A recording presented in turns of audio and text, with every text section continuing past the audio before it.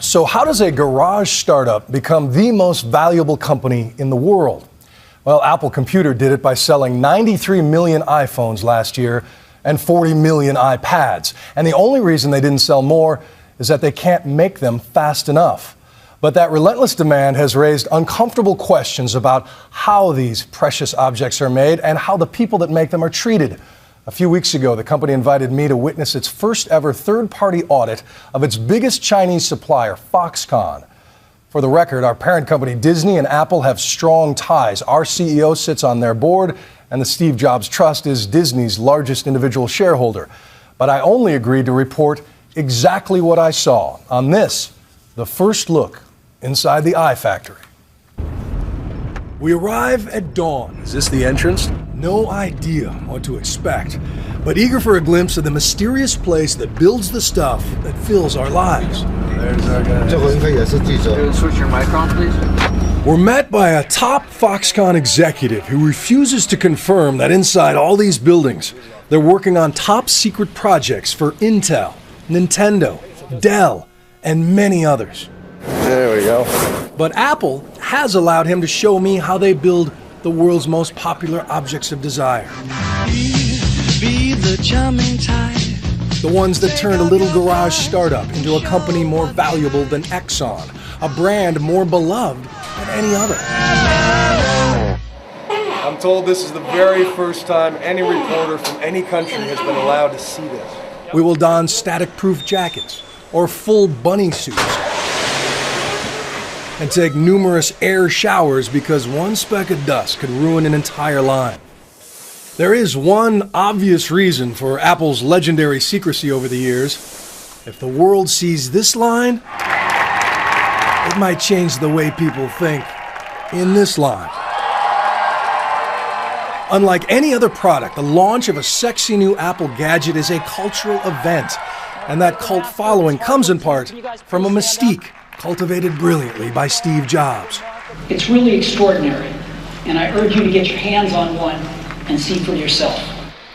I'll admit, I'm among the millions who bought into the idea that these are not just dependable appliances, they are works of art, carefully wrapped in pristine boxes, lovingly sold in museum-like stores. I don't know about you, but when I'm enjoying a delicious steak, knowing where it came from changes the experience. How many steps are there? Around 141. 141 steps. Yeah. But it is time now to think different about Apple. Because here it is. This is where your iPhone was born, and these are the people who brought it to life. My name is Bill. Nice to meet you. I'm first struck by how young they are. Not 13 like some of the horror stories I'd heard, but 17, 18. No one looked over 30. I know many came from poor villages out in the countryside with the hope of making $2 an hour, but their haircuts prove that teen style lives everywhere. I was expecting more automated assembly, more robots, but the sleek machines that dazzle and inspire and change the lives of people 8 to 80 are mostly made by hand, after hand, after hand. Behold the camera module for the iPad. Look at how tiny and intricate this is.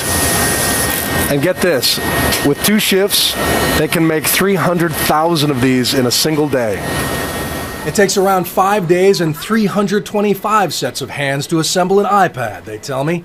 And they can turn a raw hunk of aluminum into a sleek design, complete with the bitten Apple logo, at the rate of 10,000 an hour. At the end of this process, I find 27-year-old Xiao Ying, who carves the aluminum burrs from 3,000 apples every shift.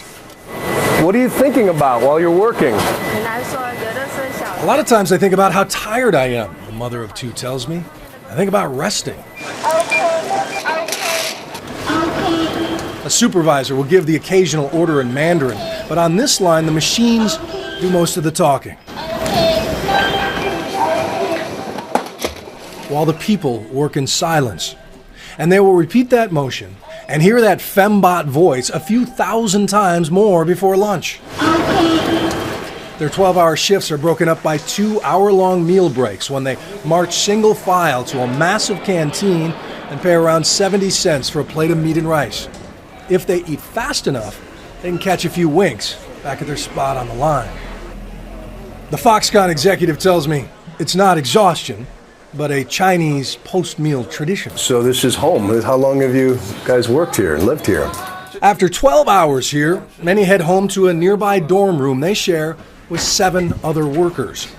There is an internet cafe and a soccer field. They even offer classes in English and other studies.